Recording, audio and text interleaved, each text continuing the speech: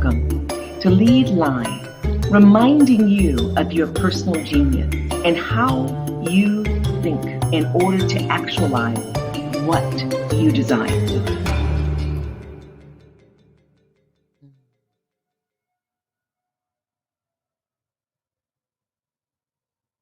Hello, welcome to Lead Live. Today we're going to talk about the subject of wowing your audience, how to prepare your voice before getting on stage and speaking. And the remarkable person who's going to come to us today, or is here, is Keymer Harper. She's an international speaker, best-selling author, entertainer, radio, TV, and podcast host with over 40 years of experience teaching successful speaking and communication strategies to stand out with unstoppable confidence, make a big impact, and grow your business through the art of mastering the skills of public speaking and communications.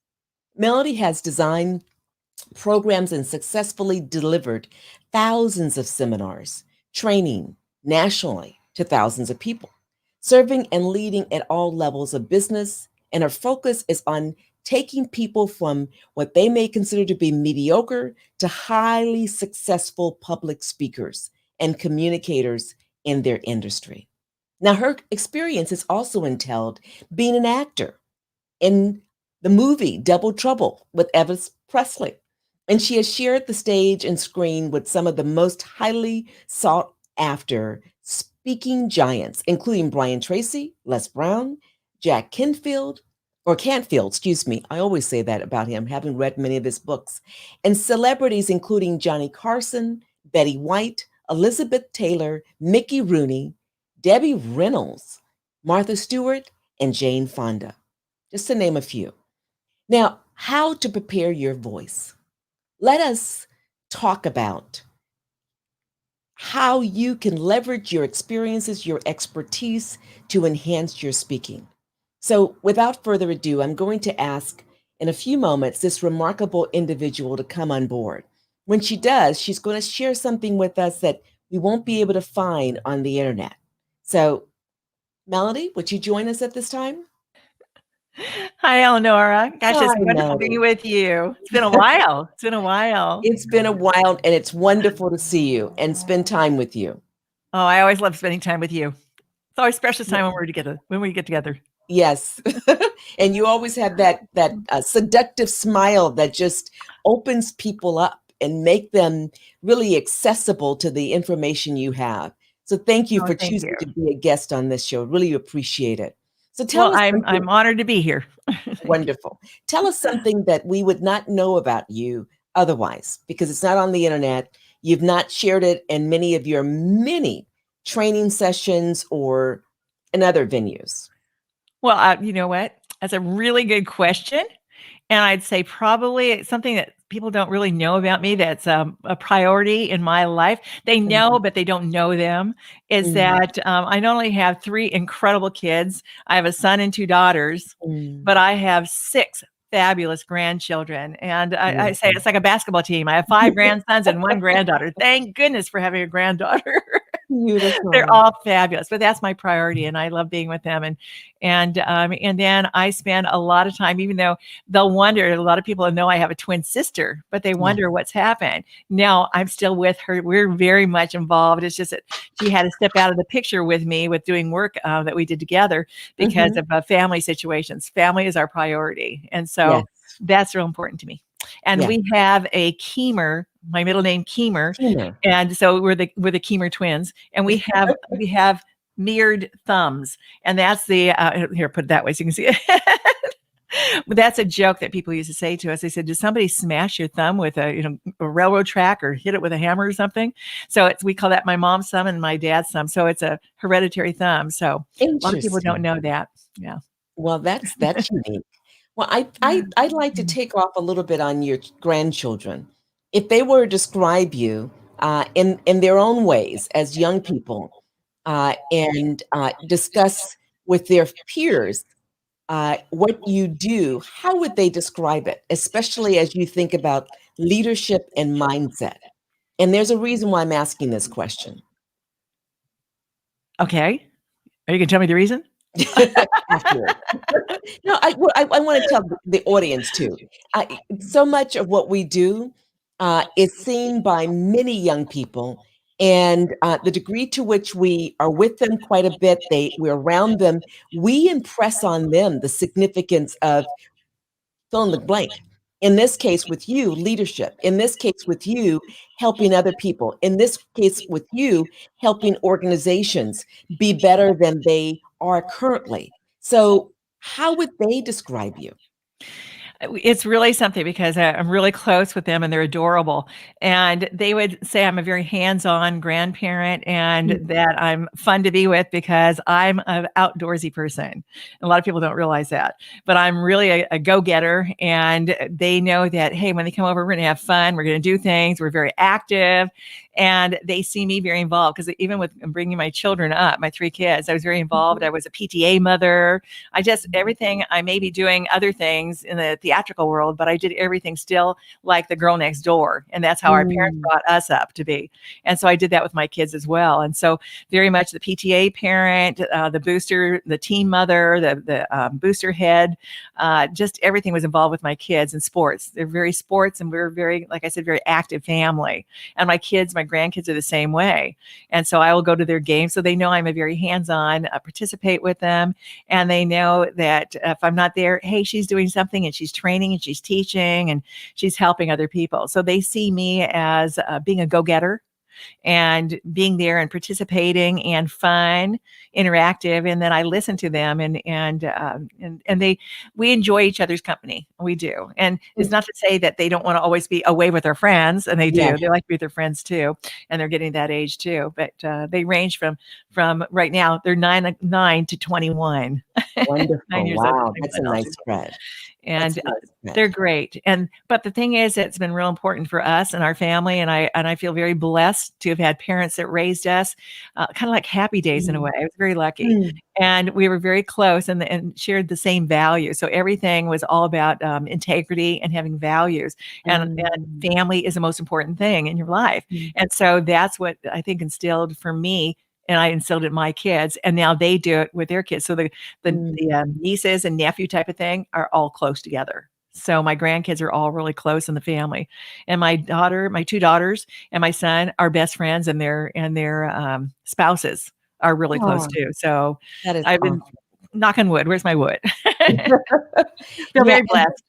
and who we are is so critical to all generations, but especially the younger generations. That's why I wanted you to share a little bit of that, not only for us to experience your passion, your enthusiasm, the unconditional love that you have for your children and your grandchildren, yet to understand that as these young people are looking at us, and we're not conscious of it most of the time, they're walking away saying, that's me. That's those are the values that I'm taking on, and without being consciously aware of it. And so the degree to which we're intentional about our values, we're intentional about our leadership, we send the right signals, assuming that they're additive, they're altruistic, they're positive, they're a force to be reckoned with in a way that adds real tremendous value. Then we're preparing the next generation. So that's also part of the reason why I wanted you to speak to that a little bit. Well, I totally agree with that too. And my daughter-in-law happened to say something the other day, and because she was comparing with other people and their family, actually her parents is what she was talking about, and other people, and they were saying that what she noticed, what we do, is that, and this is so important to me, is that I never played favoritism with my kids or my grandkids. Beautiful. Treat them all the same. They all get the same, like if it's a gift or money, they all get the exact same thing. It's not like she got something or he got something. And so they know they're all treated the same and they're all treated fairly. I've seen that before with some people treat their kids differently. And it Yes. really, to me, it's damaging for the child that feels that they're kind of like getting the left out end, you might say, and or being felt like they're being neglected. And sometimes behavioral children need a lot more attention And so it seems like they're getting a lot more attention, and the good child there doesn't get the attention. So then it causes problems because then they're being neglected because they're doing good things. So it's like you got to really Interesting. watch. Parenting is hard. It's You hard. know, it's Mhm. interesting. It makes me think about individuals like us who've been in leadership roles, are in leadership roles where we are working with teams of individuals, and Mhm. everyone on that team is critical. And yet, Yes. it's very easy, to have. I can think of when I had 800 employees, professionals making a difference with their expertise already on it as smart adults, and there was always one or two that were problematic and required more time. It's akin to what you're talking about in terms of your children, Well, and how everybody's different. yeah, how do you address those issues and not negate the rest of the 800 remarkable professionals and let them know they're equally important in their Yes. own unique way? Mhm. No, Yeah. that is so it's so important to do that, and just finding because everybody's temperament's different, they have different personality types, and they respond differently, and so you just have to learn how to respond to each one of them, but then also include and I know that a lot of times when a baby comes in the family, it's just letting the other child know that I really Mhm. need you, and you're gonna be a big help, and Mhm. making them feel a part of it, not like they're excluded from it. Include them, that makes a difference. So it's hard, but you have to work at it. But it's so Yes. rewarding, so rewarding. That I my family's the most important thing to me, I and see I love it. someone that I know and love dearly. Her name is Tomoko Ha, and she's online. She just had her second child. Oh, I hope you don't mind me congratulations. sharing that. So she says hello, and then she also states, "Yes, need to value people's contributions. You said it well when we talk about talking to children and how how we communicate and individualize." Yes, yes. Yeah, No, I yeah. think that's Thank so you, important, Tomoko. and they're great. They're great. So I Yeah. love it. Thank you. Thank you for letting me share it. I don't usually share that. This is not something I usually talk about when we're Yeah. talking on interviews, but it's great because it's to my heart. Yeah, and literally, Mhm, who are we if not mhm, really a manifestation of what's in our heart? mhm. And what drives you a great deal from my limited interactions with you, but powerful, deep interaction, it's really the love of your husband, the love of your children, the love of people who are extended family. That drives you in part. And we want to get more to the heart of it in a moment. I have Well, oh, go ahead, no, I please. say you said something that was so important too, and it's true. And that's a whole team. It's a support. It's a Mhm, team, and mhm, that's what you have with your family as a team. Your extended, your relatives, your family, or anybody that comes in your presence is part of your team. But really, working a team in business is so important. It's yes. working team and listening and communicating. Mhm. So important. Yeah, absolutely.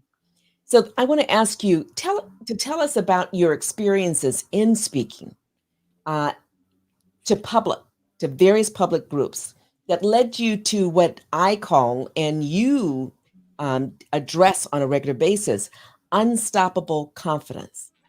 What got you to where you're at right now? Well, you're so funny. That was Jack Canfield. You were saying Jack Canfield too, because Yes. when I love Jack. Jack's really great, and we were talking one time, and then when we were doing an interview together, and we were talking about being unstoppable. And he goes, "Oh my gosh, she's unstoppable!" So he nicknamed me and says, "You're the unstoppable queen," and he says, "You've got to have her for speaking because she's just the best." And so that's where I come up with helping you create that unstoppable confidence makes a difference. And I think starting where it really started for me on this Elnora was when I was 3 years old. My twin sister and I started out singing at a market, a grocery market. And this is part of what I do with my signature talk, which makes a difference because we sang. And 3 years old, we looked like little Shirley Temples, and we're singing, "I love you, a bushel and a peck, a bushel and a peck, and a hug around the neck." And the audience were just, going crazy. And we were like loving it. We didn't know any differently. And we were just loving it. It was fun. You just saw joy on people's face. And I thought, this is Mm, fun. And my mom kept putting us in contests, and we kept winning. And then we ended up, when we were 10, becoming professional, meaning we were being paid for film, TV, and stage, and became unionized and getting into these different programs. And then when I was on the Tonight Show, and I heard Johnny saying, started interviewing my twin sister and me, and I heard that here's Johnny for some reason for the first time. And I've had a little bit of stage fright, but that really hit me. It hit me. Mhm. And have you ever felt that before, Elnora? Or, Yes. you know, When I was an undergrad, I was supposed to give a presentation in an upper class, and I locked up, and I thought, yes. I'm the youngest one. I'm a kid, and the average age was over 45. Here I am, 19 years old, and the oldest person was almost 70. And I'm thinking, what am Oh I my doing? gosh. Yeah. Yes. Well, it's a horrible feeling, isn't it? I froze, and I just was all I could Yes. do was like, "Uh-huh, uh-huh." You ask questions, I could smile and nod, and my sister afterwards said, "What was that all about?" So Johnny became my very first mentor, and he helped me to understand the power of bringing humor and joy and to get out of your own head and think about other people. And I just remember reading How to Win Friends and Influence People by Dale Carnegie. Yes. And that was a big thing about how you should be interested, not interesting, meaning you're listening Mhm. more than you are talking. And I thought, Yes. okay, powerful. And that's what Johnny was telling me too. And he said when he opens that curtain, he just thinks about how I'm going to bring joy to the audience, and it's humor for them. It's about the message, not about me. Mhm. And that's what takes you out of your head. And Yes. then when I was in the movie Double Trouble with Elvis Presley, and he would say, "Here comes double trouble," the two of us. And I thought, okay, Elvis. And I said, "Do you ever have stage fright?" He became my second mentor because Mhm. he said, "Honey, every time I get on stage, I get them butterflies. And when I get them butterflies, I know I'm at the top of my game." And I went, the king of rock and roll has stage fright too. And he said he always Mhm. had stage fright, Mhm. but he taught me how to keep how to keep it information. And so that made a difference for me and helping me because I thought I need to teach other people how to get out there. And when I worked with Elizabeth Taylor, I was the queen of the Hollywood Artists and Models Ball, and we were doing a fashion show together. And then we did the program, and I just asked her too, and just remember her telling me, "Honey, don't worry about them people out there. Just show the part and come the part, and they'll believe you are the part. So don't even let them worry you, and just have fun." And I thought, oh my gosh. And I thought, okay, so I learned a lot. So a lot of the media I've done where they love it when I come on to their programs telling me it's what Elvis, Liz, and Johnny taught me about public speaking. Mhm. Because I Mhm. took those and I use what my experiences are, and I teach people how to use their stories because facts tell, stories sell. Yes. Facts tell, stories sell. Mhm. And so Say that any again. story, I can hear it. facts Emphasis that. tell, stories sell. Mhm. Yeah, and it's amazing because everybody has stories, and people say they don't have stories, and I've helped them because even in my counseling of college, and I counsel college students even today too, Mhm. and like for interviewing and all that, and then thinking about when you get out there, it's not about you again, and when you're doing interviewing, don't think of it as an interview. Like when I do auditions for TV programs or films or whatever, it's not an audition; it's a meeting, it's a conversation, and just enjoy it instead of going in there. It takes the fear factor out of it. But I had to learn, and it's a learn, and speaking and communication is a learned skill. Yes. Well, learning how to get that confidence is a learned thing too. Whenever you go someplace, I mean, I have butterflies every time I go different places because I know I want to show up and do the best job, and I want to give value. And so those butterflies are still there. I've just learned again how Elvis taught me to keep them information. And that's what you need to do is showing the confidence on the outside, even if you're not feeling it the Mhm. inside. It's how to show up. Mhm. And that was important to me because I saw that fear that I had, and I thought, I don't want other people to feel that way. So that's where I really got involved with the speaking. That was in my 20s when I really felt very passionate about that. And I've been Beautiful. teaching it ever since. Beautiful. Beautiful. And I want to just echo something, or make something transparent. You had the gift. You were fortunate to be in spaces with individuals who were known across the country and beyond, who who instilled in you a sense that you can do it. And Mhm. yet you don't have to be in the presence of those kinds of great individuals in order to get to that place, right? Uh, No, it can be it's an internal one of thing my too. Mhm. It's all about Yeah. mindset, it's all your attitude, it's where you're coming from, and it's like the celebrity part of it, I use how to get that celebrity status in your Mhm. industry, and Mhm. it doesn't mean that you have to be with an Elvis or Elizabeth Taylor or a Jane Mhm. Fonda or, Tom Mhm. Cruise. It means that you are with people that are standout in your industry that your industry recognizes, and that's how you get more credibility. But what you wanna do is get your own credibility out there too and be your own uniqueness, have your own Yes. unique self out there, and so that people see you as that stand up, that standout, and the person that's a go-to person that they need to help them move forward in their business or their life. And something that I remind people, and I want you to speak to this and its relevance to you, and that is people really seek authenticity. Yes, they Mhm. like the bells and whistles and the glitz and all that, but at the end of the day, when they're listening to someone, they want to know that there's authenticity there, Yes. right? Oh, no, that's the biggest thing. That's the biggest thing. Be real. People will forgive mistakes. I mean, I made blunders on stage, and if you do, just make them big and they don't know it. I mean, I have stories I tell at my boot camps that I do. I tell stories at my different coaching programs that I do about the different things, because what I've done, I like to help others so they don't do the same mistakes I've made, but also how to do it without it making a big thing out of it. Mhm. And blunders are going to be there no matter what. And then sometimes those blunders are what's fun. That makes it Mm, more entertaining. yeah, But just go with it, relax. But be who you are. Be who you are, because yeah. it really shows if you're not who you are. So be Mhm, authentic and your uniqueness. I mean, my goodness. I mean, all of us, people in education, like both you and I have been in education for years, and mhm, also on the speaking circuit and being in the theatrical world and all that. That's great. That's wonderful. It's unique. It's great. But that doesn't mean everybody has to do the same thing. You mhm, do what you do. But there may be tons of people that do the exact same things we do. Like I teach programs on course creation, how to get your premier course out there and guaranteed to sell online courses. I do Ignite Your Speaking Power and marketing boot camps. It's great.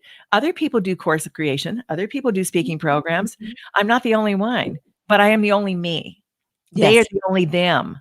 And you have yes. to figure out your own uniqueness, and people are coming to you because of you and the program you have. You're the solution for whatever it is. Mhm, But be mhm. yourself. And I mean, everybody has a different way of putting things, and you can learn from everyone. But you find out what resonates best with you, who resonates best with Right, you. My biggest right. thing is go by your values, integrity Yes. again. And I won't work with people that did not have integrity. I will not work with somebody that I don't feel shares the same kind of values I have. Mhm. So it's important. I want to thank Lawrence for being present. Yes, you're definitely in the broadcast. And Tomoko said something else. She said, "You reminded us of the energy we give out is crucial for our audience, regardless of when you are talking whether you're talking one on one, on the phone, Zoom, and talking in front of a large audience, as in an auditorium." Yeah, on point. Who said that? Is that Larry? Tomoko again. Yeah, Oh, welcome. Okay. yes. Oh, very good. I love that. It's so true. Yeah, and energy makes a huge difference. How you show up makes a huge difference. And Mhm, and some of the things I do, because people don't realize what your energy level makes a difference on the reception, how people are going to lean into you, meaning they're going to mhm, listen and want to hear more about you, or mhm. the value you're going to give them. That makes a difference. So you want to show up with energy. Yeah. Yeah. The next question is, how can others make a positive impact on the world and grow their businesses using public speaking? I think you gave some examples already, but just speak to that. Well, there are ways that you can go out there, and right now, because of what's going on with our situation in the world, we're having to do more things on Zoom than ever before, and there's a lot of opportunities there for that too. And so, by doing that, getting out there and having the opportunities to be more positive out there in public speaking would be on the Zoom calls that you can do, the programs like you have, the TV shows, the podcasts, my 7 powerful ways to use speaking to build your business. In fact, that's a gift I would love to give your viewers. Okay. Oh, Um, wonderful. I would love to give that to you, because that is telling you the 7 different streams of income that you can get out there through speaking. So Mm, that makes a difference. It's in my book form and my guidebook. So I'll lead you to that. So you have excellent. that. Okay. Excellent. And so you'll be able to have that. Thank And you. yeah, that I'd love that. And that helps people get out there to be seen, be heard, and be known. And people need to see who you are. And that's that know, like, and trust factor that you hear everybody say all the time is so true. And the more that you're out there being seen, the more credibility you'll have. And so the more venues you can get onto, if you can get onto podcasts, your own podcast, your own TV show, YouTube, Facebook Lives, any of the different programs that you can get into, the formats, that's going to help you get out there and share the word. And your speaking is important. And I'll tell you, there's a different way of speaking on every format. If I'm on a big stage, I have to be big and grandioso in what I'm talking. It has to be really big. If I'm speaking one-on-one, then it's smaller and it's more controlled. And the way your volume is, your gestures, everything makes a difference on the format that you're in. So give us a couple of examples so that people can walk away and understand. So this medium that we're in right now, we're using a nice medium. It's called StreamYard, that folks can just go in and test. And there's a live studio that's online, it's virtual. And then folks are connected through Facebook, they're connected through YouTube. It ultimately is uploaded to at least Roku TV, Amazon TV. Some people have it on many different stations. Talk about what you would advise one to do differently here than they would in front of an audience of 2,000, 10,000. Like live is totally different from virtual. Okay. Yes, I agree. Yes. Yeah. That's very good. I'll tell you the biggest thing that that could make a difference right now for people is that if you have a camera or you're looking at your webcam, look straight into that little green one. Now, I'm going to tell you, if I were looking at Elnora straight, I'd be going like this. Yes. Okay. And you can definitely tell. So, but if you look straight up, it still looks like I'm looking at her, but I'm looking straight ahead. It looks like I'm actually looking away because I'm looking down, but I can actually see her.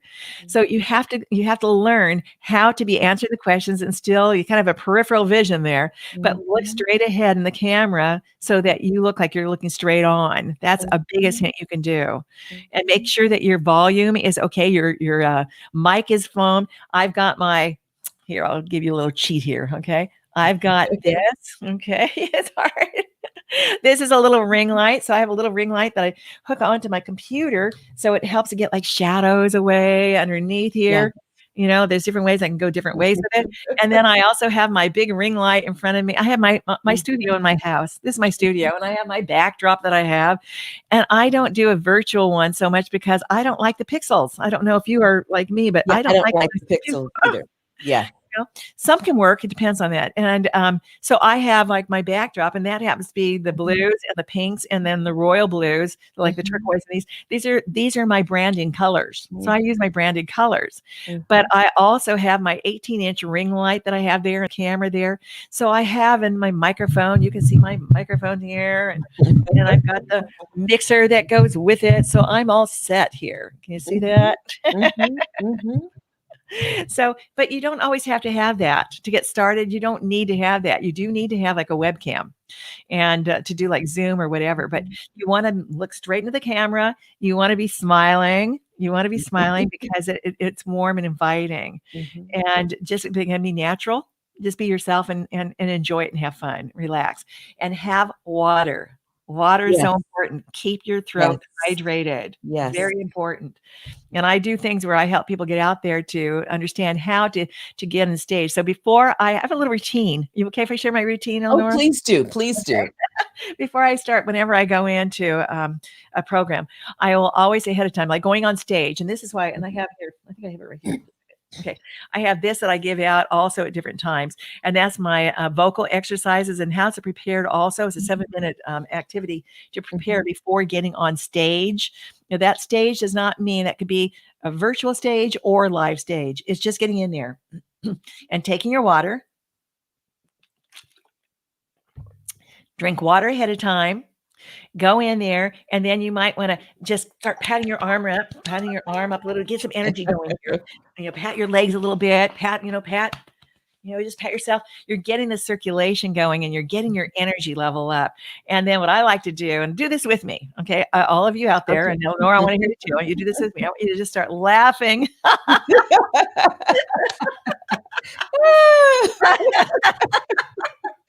I had to think about something very funny to laugh. I don't know. I can just start I can't laughing. hear it, I but I love can it. look I at love it.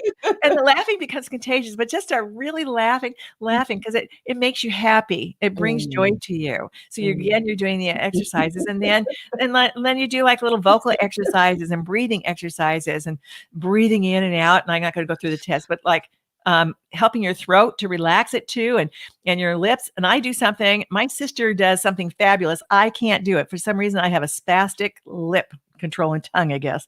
And can you trill your R's, Elnora? Oh my gosh, I can't do it. When I do it, it just goes, I can't do it.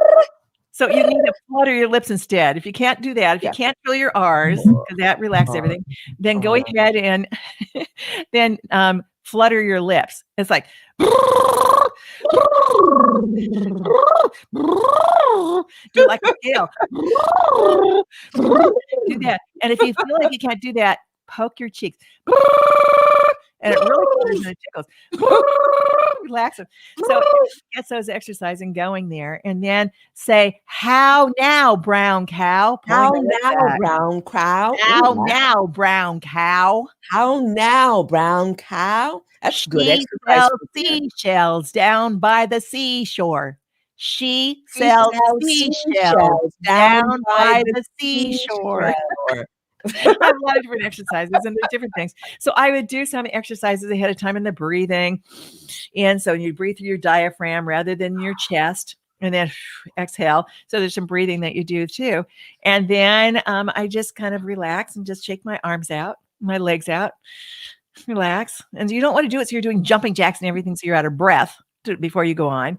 But then right before that, my last little thing I do, and you do whatever you want, whatever works best for you. I always, for me, this is my regime, is I always say a little prayer. I always say a little prayer that I'm going to be guided to be in what's needed for my audience. So I will thank God for giving me the opportunity and that I'm there for the audience. It's not about me, it's about the audience, and that that he watches over me. Okay. And then I take the stage and then I'm ready. Okay. And do I still have some butterflies? You bet. I still have butterflies because that means I want to do a good job and you should too. Okay. But you just control them. You just know how to control them. If you know your material, and that's what I do in the speaking, if you know your content, you practice it and everything, nothing's going to be perfect. That's okay. Everything is improvement. And I remember Les saying that, Les Brown saying, you practice for improvement. There's no perfection. But it makes a difference getting out there if you're prepared. Preparation makes a huge difference. It's Practice, practice, appropriate what practice. you just did, considering Alana Ross's question. Are there some tried and true tricks to overcome the fears of public speaking for a person who doesn't do it frequently? Perfect. Yes, the mindset one, it is just really is self-affirmations. It's practicing and learning how to actually get out there and doing small little starting out little small parts. I remember, in fact, it was my last event. There's one person particularly stands out to me. My last event that I had, my 3-day boot camp, Ignite Your Speaking Power boot camp. And I remember her saying, I can't get out there. I'm not going to speak. What I do is I give people an opportunity to get out there in a safe environment and to feel comfortable. But you start out small by talking to individuals, like I have dyads and triads and groups, and you start small talking to each other and you share a little bit. And I'll say, share your name, share one thing unique about yourself, what it is that you want to get out of the program and what you do. Okay. And that's something they know about themselves. And so that's easier. So they share it within their own group. So you start small, share it within the group, and you get to find comfort and feel a little bit of a closeness to the people. And then I have mic time where I had my 2 mics and people get up and they share. And I had everybody at least share the one time and they get up there. And she did not want to go at first. And then she said, I'm going to do it because she realized we were all in the same boat. But it's a mindset and it's really understanding how to get up there and understand preparing ahead of time will make a huge difference. I think a lot of people get up and they think they need to speak and they don't prepare appropriately. So there's a proper way to prepare before you actually take, stage or speak in a board meeting, one-on-one, whatever. There's way. You just need to be prepared ahead of time. And if you're prepared, that takes a lot of the anxiety away. Now I'm going to tell you, change the word from fear Change that where from fear. And I remember Dennis Waitley years ago and a lot of other people saying false evidence appearing real. Fear, Mm. false evidence appearing real. And said, take that away and we'll use the word anxious instead. Okay. I'm excited. I'm anxious. It's not fear. It's the same emotion. It gives you the same emotion as fear does. It's anxiety. It's anxiousness. It's I'm excited instead. I'm real excited. And then you can hone in on it. And it's okay. It's okay to have that anxiety and it's okay to have that excitement. It's just a matter of controlling it. Again, it's mindset and focusing. If you focus on somebody that has a happy face that you feel grounded to, focus on that person before you start talking to everybody else. And a Wonderful. big part that I find, I can't stand it when I see somebody up there, and you probably have seen this too, Elnora. Somebody will get up there and they'll look at their audience and they'll be talking and they'll be saying everything that they're talking about and what to do next. And then they'll go back and they keep going back. I feel like, oh my gosh, it's a rolling head. You know? And then instead, so what you want to do is always focus on the first person as your anchor. Find that person that is happy and smiling and that you feel that is kind of like your supporter, and just focus on them and talk and make your point to that person and finish what you have to say. And then when you're ready to move on to another sentence, then go ahead and look at somebody else and finish it to them. And when you're talking to them, then you finish your point and then come back and you're talking to somebody else. You finish your point to them and then coming, but you're not making it like, okay, here, here, here. Make It's it very not natural. rote. Yes. Just make it Yeah. natural and that Mhm. you're focusing on somebody. And Mhm. and when you focus in on one person, all the audience thinks you're focusing on them too. Because it's like you're directing it to a person and everybody thinks you're talking to. It's like, who's the most important? It's like me, okay, in your mind as far as what you're out there, because you're there to learn and listen to that person to get whatever material they have. They're not coming. I know they're not coming to see me or be with me so much. They're coming Mhm. to get my information.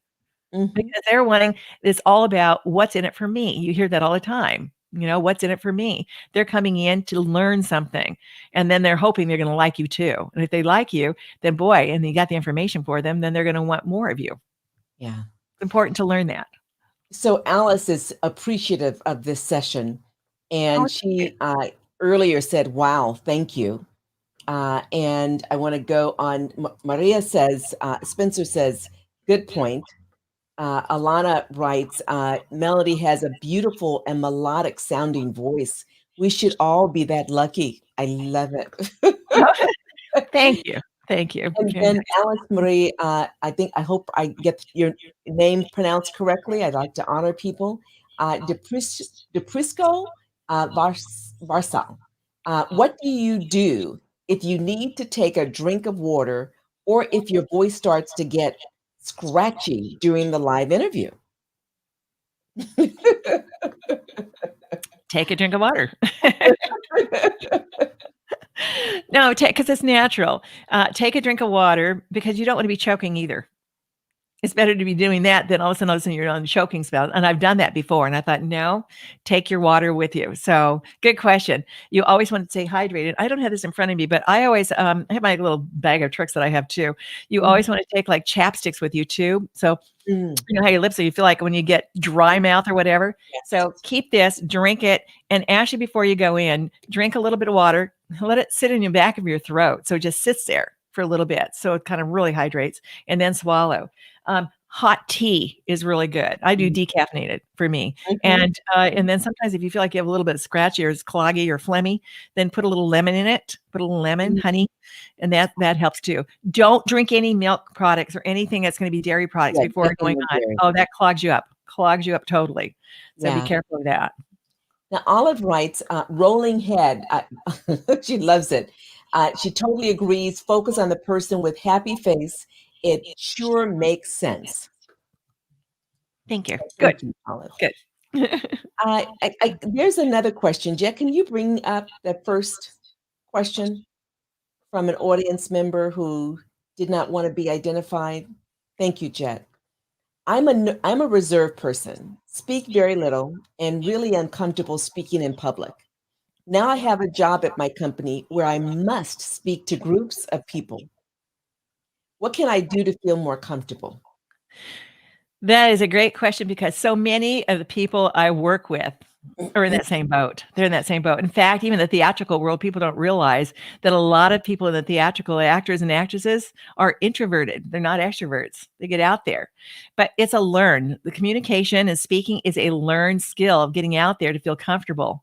It's just, again, being prepared. And the thing is that is having the confidence in yourself and talking and putting yourself out a little bit. If you're introverted, you need to kind of get your energy level up more. Whereas extrovert, sometimes it depends. You have to go with who your audience is as well, too. If you're working with somebody, and I remember going on an interview one time, and I mean, this person was their energy level was so up in there. And I thought, and if I came in like this, I would not have resonated with them at all. So I had to really put my energy level up to match that. So you want to match who you're with. But if you're like in a boardroom or whatever, and they're listening to you, everything is more calm. Okay. Then you are more on the calm side. So you don't want to all of a sudden be bouncing off the walls. And so you just have to resonate with the people that you're with. But getting that confidence again is practicing ahead of time, preparing yourself, practicing it over and over again. You might want to even practice it into a tape recorder to see how you sound. You may want to do it in a video so that you hear yourself and see yourself as well. So you can see maybe the different habits that you have, the different things that maybe are little glitches that you need to change. I've worked with people that all over the country. And so I remember working with somebody, I'm in California, in Orange County, California. And I remember working with somebody that was in Michigan. And she was saying, how can we do this? Because I need to do this presentation, but I want you to see it. And I said, well, we have Zoom.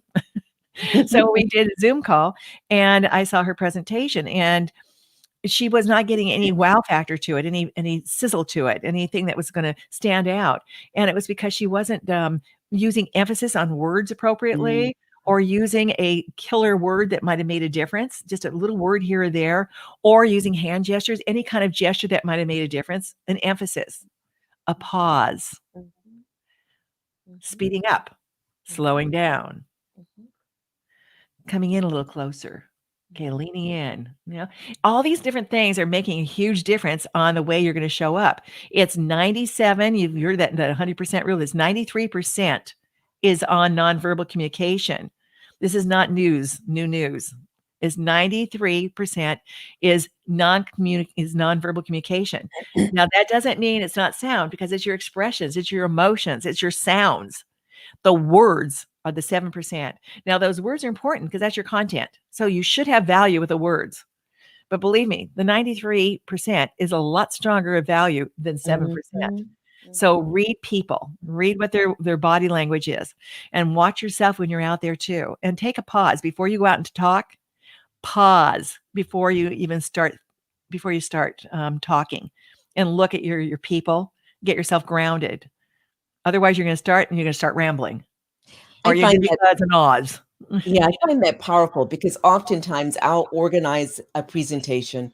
I'll know what I'm going to talk about, and then I'll get to the setting, wherever it is. Now it's online, virtually, and I'll look at who's there. I'll read them to the degree possible. I may even ask some initial questions and make some jokes to get a feel of the audience, and I may literally take that outline, put it to the side, and go someplace else. Yes.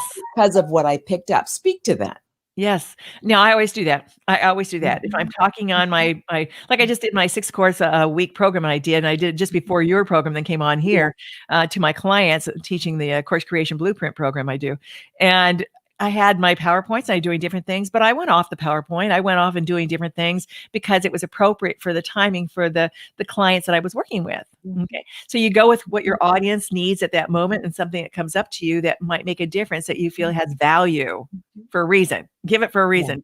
Like with the stories I use about all the celebrity backgrounds I have, I don't just say it to be saying about celebrities I work with. It's always a learning point. And I always talk about how when I like working with Mickey Rooney on A Funny Thing Happened to the Way of the Forum. I did a play with him, and we did the tour around the country. It was one of the Gemini twins in it, where A Funny Thing Happened to the Way of the Forum. And Mickey Rooney was one of the most professional actors I've ever seen. And he's taught me, all these people have taught me the world of business, not just theatrical world. So it's not just learning about acting. For the people I'm sharing, I'm telling you about how what he did on a couple of things. And I say this in my boot camp, so you have to come to my programs to really hear these stories. Okay. But so I'll make a long story short on that, is that he taught me professionalism, how to be in the moment and take your opportunities when you have them, and go with them. And the most professionalism, he's so professional. I could not believe it. He walked off stage. I'll give you a little bit of a glimpse of it. He walked off stage during our play when we were on the theater in the round, off the stage in the middle of the scene when he saw somebody coming in out of the alley after the intermission, coming in late, walking down the aisle. And he just walks off the stage. And we're all like, what is he doing? It's like, this wasn't part of the play. And he walks off the stage, takes his hand and says, may I help you? And of course, it's on mic, so everybody's hearing everything. So, and leads her to her seat, and she goes in there, and he waits until she gets like 5 seats in the row, sits down, and comes back, and goes on, and just as nothing happened, goes on. The audience went nuts because he brought them in. That was so professional. He didn't miss a beat or an opportunity. He played with the audience. And he brought them in, and it was like they felt like they were part of the play now. And that's why when even part of what I was saying earlier for the training I was doing earlier in the sessions with my clients today, I was telling them part of the things of your course creation is you want to have engagement and have interaction, because that makes a difference for people to want more of you because they feel like there's a part of it, and they learn more and they remember more because they're actually being a part of the program as well. They feel included. And people love feeling included. They love feeling a part of it. You're also speaking to a fluid type of leadership when you're literally sensing and assessing the nature of the environment. You're not formulaic. You don't have everything scripted perfectly.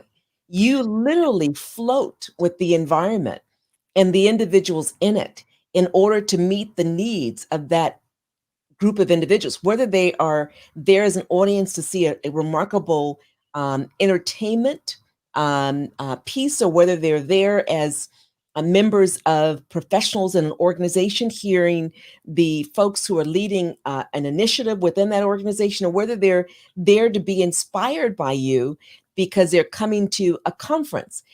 Understand that speaking is more than just a formula, right? Yes. A lot of it is using one of your highest mental tools, which is intuition. Yes. And again, authenticity that you had there too. It's really something. And the word scripted, you know what your program is. You know what your material is going to be. Maybe you've outlined everything. You know exactly the things that you're going to say, what you have.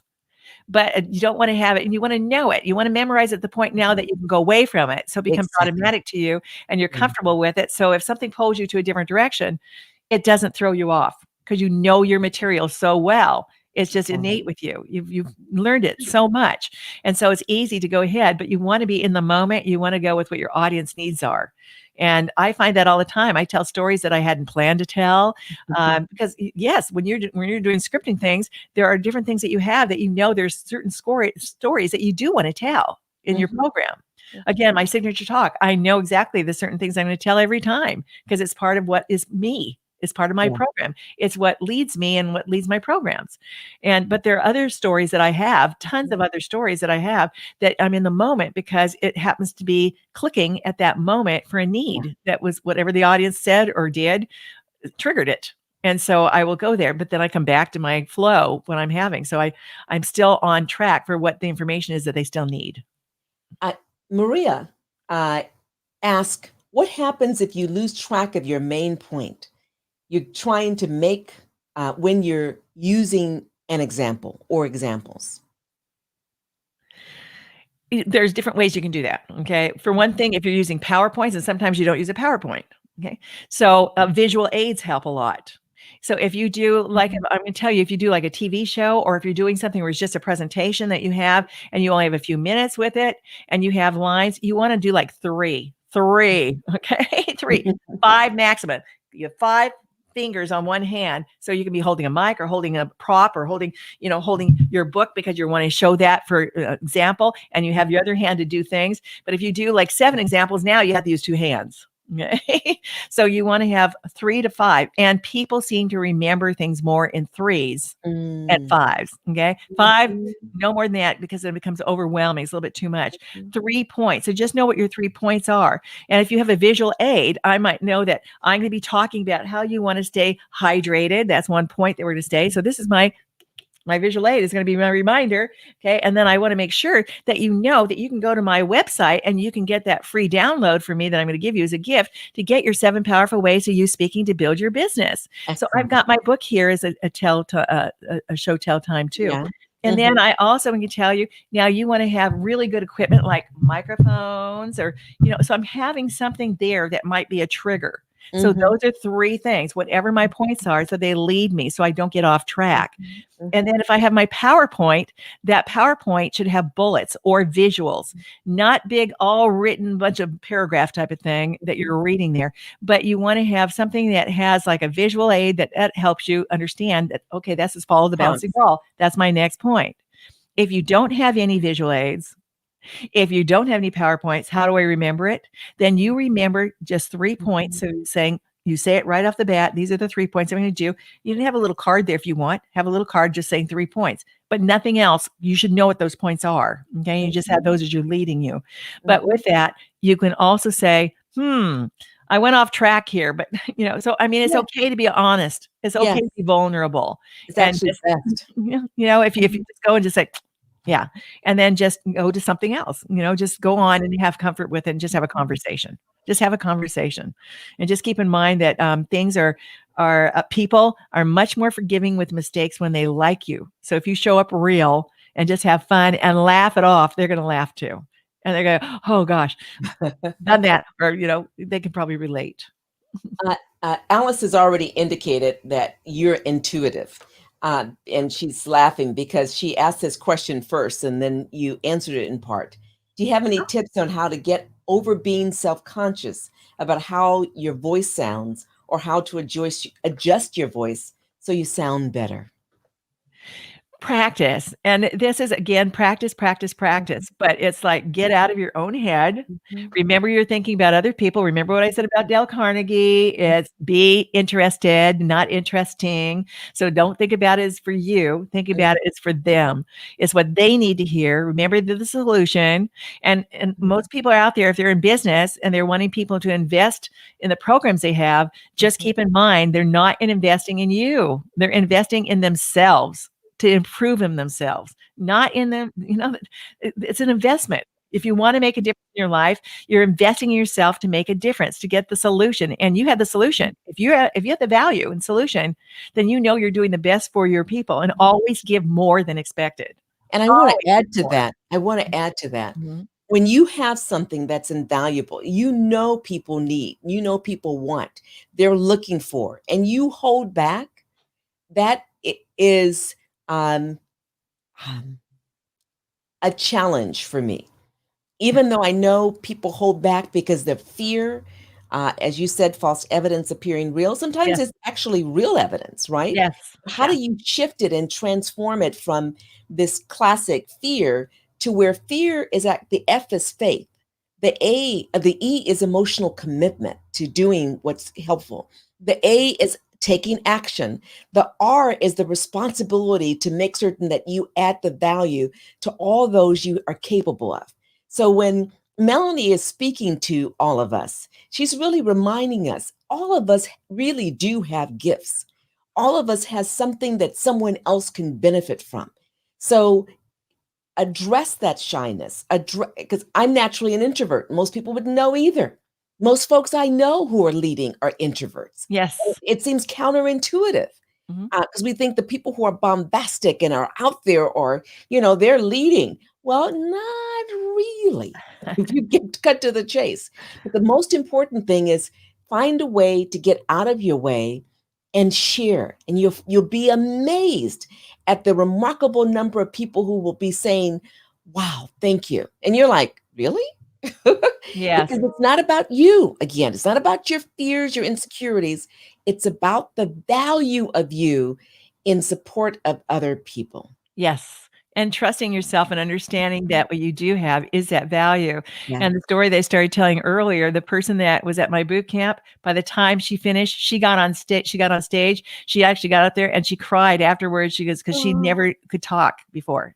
And she oh, got up there and she said she felt so comfortable because of the exercises I were giving and the things that we were doing made her get out of her own head and get comfortable and feel that she had value and she actually spoke.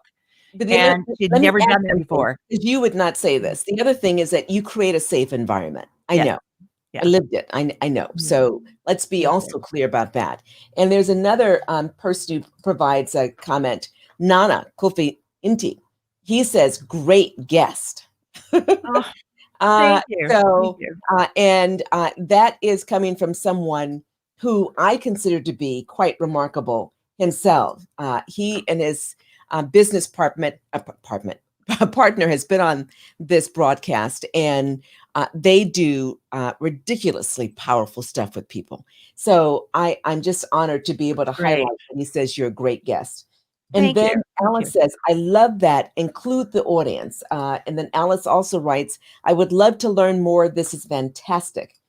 She goes on to say, float with the environment. Thank you, Dr. Webb. And especially if you're answering questions, I know and appreciate that. Great point. I mean, this she's obviously turned on. We have the solution. Give more than expected. Yes. Mhm. And don't hold back.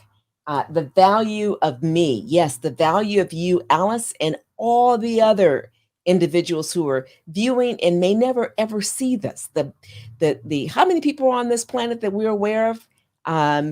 Billions of people. Yeah. All have value. Millions. And so Mhm. there's another question, Jet. Can you bring up the next question? My training says that those who speak too much do not have much to say. They're filling the air with their egos. This leads me to be very careful about what I say and when.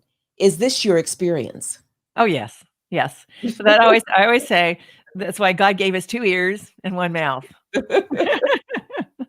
So that again, listen more than you speak. A lot of people do talk to be just talking and fill the air, and they don't really have much to say. So the proof is in your actions. Proof is watching the person and seeing, are they the real thing, or is this just somebody that's just talking? And I did that the other day with somebody that came up to me and said, I really want your program. I want this and this and this and that. And she was saying all kinds of stuff. And I thought, okay. And so I just, oh, that would be great. And then why don't you go ahead and do this? And I was testing her to see, are you just a talker?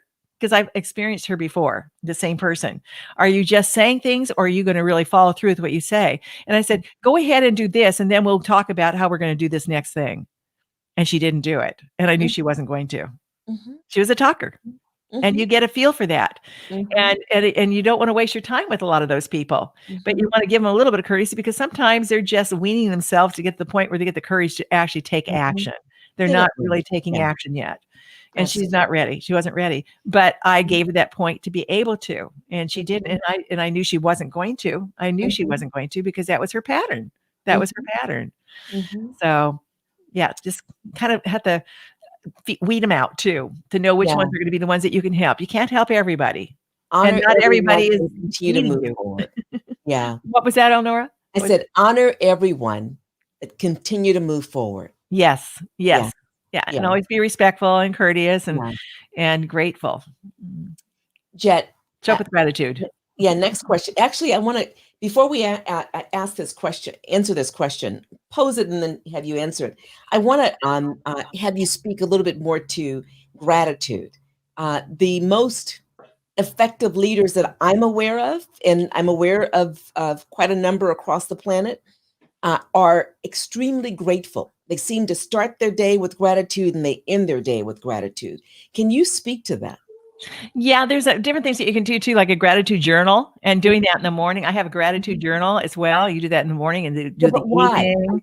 I want to understand Because why. it starts you out more. It starts you the day Mhm, feeling better about what your purpose mhm, is and how you're leading people, and that you're mhm, getting in the right mindset and for the right reasons. Again, that you're giving more than you're taking. And to mm, me, that's what I learned when I was very little with our parents. They were all about, you want to be there to give to people, be close and help people and be supportive of people. And I think I was very fortunate having a twin sister. I've learned to share. And a mhm, lot of people feel there's a competitive edge there, like in the speaking area or in the different courses that we do. It's like, can't be with you because you do the same thing or whatever that I do. And we'll be in competition with each other, instead of thinking about, we may be doing the same things, but there's some things that I do a little differently than you do, that I have Mhm. an asset to, and you have an asset that we can help each other and support each other. And it's just being grateful for the moments that we have and for the people that are around us and the team that are helping us. It really, to me, it's all about giving, and you get so much more in return. It comes Yeah. back to you 2, 10, 20, 100 timefold. Yeah, it's like a boomerang. When it Yeah, comes back with greater force and yeah, intensity. it Okay, does. thank you, Jet. Can you bring that up again? Do you have tips on how to make a presentation in 20 minutes or less? I do. In fact, what I have is I have my speaker's money train system for success. What I do with from the engine to the caboose with the cars in between. And how that is that you always have your opening, you always have your ending, and those. So I have my caboose, my engine. My engine is always going to be my signature talk, but you brief it down, and then the ending is always going to be the same. There's always a call to action. Whatever you want your people to do, there's a call to action. Whether it's to set up a time for a consultation with you, whether it's to get your free gift, whether it's to join a program that you have, or whether it is just to just meet you for coffee or whatever. You have to have a call to action at the end. But the inside are all the cars. And we've seen long trains and we've seen small trains. So it depends on how long your speech is going to be. So a 20-minute one is going to have lesser cars in between. That means lesser topics that you're going to talk about. And it may be that you're still talking about maybe 3 topics. Again, you don't want to overwhelm people. 3 seems to be the good 3 topics, but you may have different topics within that one topic of each one that you're doing.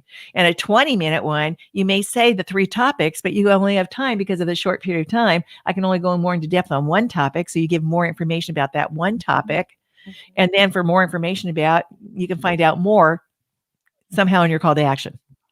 Got it. So I can do from 1 minute of a speech Mhm. to I have a 3-day boot camp. So, and I have a whole list that I give out of a resource showing you how to do a 90-minute, how to do your 3-day, how to do a 90-minute, 60-minute, 30-minute, 20-minute, 10, 5, 1 minute type of thing. There's a formula for it.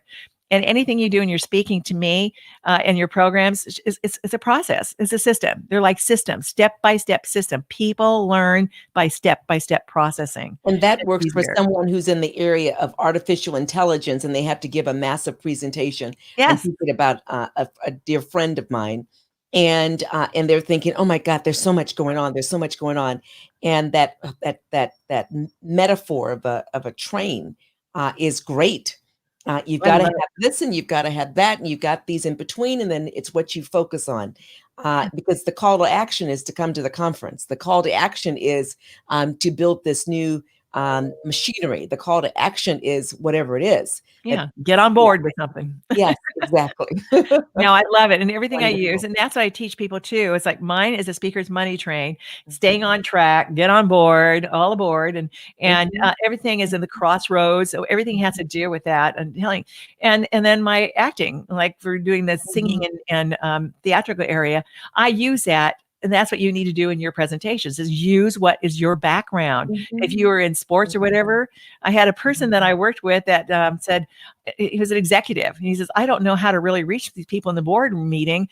And I said, what's your background? And he told me he was in football. He was actually a pro football player. I said, do you ever use anything about that? And he goes, no. And I said, well, why don't you talk about talk about getting on the goal line and, talking about making the pass and talking about how we're going to get the extra points by doing this. And, it's just use whatever you have. That's You your got it. background. You got it. Got it. Baseball, horses. I love Yeah. horses. I love horses. So talk about getting on, fall off, get back on, Yeah. So use everything you have. Next question, Jet. We've been going oh my goodness, we're already beyond one. Oh And my goodness. we'll just ask this question, and I want to honor you for taking this extra time. This person writes, "I love listening to great speakers, and I wish I was one too. Any advice?" I think you've already kind of touched on so many different points, but is there any ending statement you want to make about in Who was response to that question? who was that said that? What's the name of the person? There's not a name. This person provided the question in advance of the session. Okay. Well, Mhm, whoever you are, mhm, I really care about you, and you should care about yourself, and just know, mhm, hey, you are a good speaker. It's a Mhm. matter of just doing it. It's a matter of Mhm. doing it. Again, nobody was born as a speaker. They weren't. We had to learn. It's a learned thing. And so you are a good speaker. It's a matter of learning how to be it and bring it out. So part of it is mindset. And if you feel like you're uncomfortable with it, it's just like people learning how to learn to overcome stuttering during a stutter. Mhm. You practice. There's Mhm. exercises. There's ways to do that. It's a process. It's not going to happen overnight if you have a fear. I have one daughter that absolutely, oh my gosh, won't do anything for knows the material, but just afraid to death to get out there speak. How to teach her how to get out there and learning one on one. And sometimes you can do groups, but then not one on one. You have to figure out what's comfortable for you and then learn how to do those. And there's techniques to do it, but it's practicing it and you get better the more you do it. I'm going to tell you right now, there is nothing better than actually doing it. The Nothing. Power of Yeah. Consistency. Yes. And That's actually a repeating, book. repetition, Uh, repetition. Yeah. yes, and there's so Mhm. much, whether it's Think and Grow Rich, The Power of Consistency, The Science of Getting Rich, all these Power of different books, positive books. thinking. Yeah. Yes, they all remind us of the importance of repetition. When Yes. we already are programmed, we've got pre-existing schema, if you will, on the brain, and our mind has at least two components: a conscious mind that is very decision oriented. We think, we organize, and that unconscious mind that drives at least 95% of our behavior every day. Yes, for people who think that they're driven by what they think, not true. We know from scientific research that most of us are driven by that emotional mind. I call it the heart and mind connection, because the heart vibrates and sends out more signals to the brain than the reverse. So that's why I love beginning with Melody, with the heart, her family, her love that inspires her and keeps her grounded and moving. Well, the same thing with each one of us.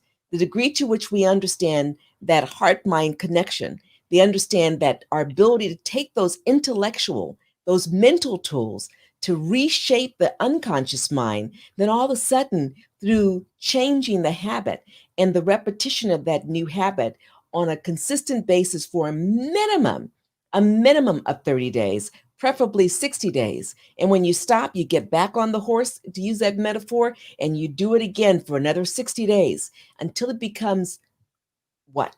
Habit. Normal. Habit. Habit. What are we if not our habits? Mhm. So on that note, Melody, I got to say, you're beautiful. Oh, thank you. You're quite grounded. You have so much to share, and I'm certain that we could have gone on longer. And I want to honor you for your time and what you do and the gift that you're giving all of us, not only in this presentation, but the gift that you're sharing with us. And we're going to make certain to highlight that um, in all the spaces that we are, so that people know where to go on your website in order to access that free resource. So Yes, thank I you love so it. much. Yes, thank you so much for having me in. I'm looking forward to having you on my Ignite Your Influence Now TV show as well. Have you and to my guests, that would be great. But I would love to have that. And again, yeah, they can go to my website, melodykeymerharper.com, or Ignite Your Speaking Power, and get my free, let's see what it is there. Can you see it? 7 Yes. powerful ways to use speaking to build your business. Beautiful. And then love to talk to you if you need to have any kind of conversation and find out how I can help you. I'm there for you. Oh, Okay. I'm always here for you. Thank Thank you. you. Maria says, it has been an eye opener for me. All of what you shared is right on point. Thank you for organizing this session. And then Alice writes, this is wonderful. Thank you, Dr. Webb and Melanie. Keymer Harper, you're both powerful, awesome, gracious experts. I'm so inspired and encouraged to take the risk to go for it. Thank you so much. Yes, go for it, Alice, and go for it, the countless numbers of you who really have some with gifts. We need those gifts shared. Yes. Widespread. Ignite yourself out there. Thank you, Melody. Thank you. Again, Melody, KeymerHarper.com. Go there, leverage this wonderful resource. So, in preparation for our next week's show, and Melanie, I'll see you behind in the virtual studio in a moment. Thank you. Thank you, everyone, for being here. I am honored to say that we have another lovely leader who will be on with her team next week. Her name is, can you bring her up, Jet? And she's definitely a servant leader. She, along with her team and beautiful network across the East Bay and well beyond across the country, provide valuable resources honoring the Native American communities. And I'm honored to be part of that community.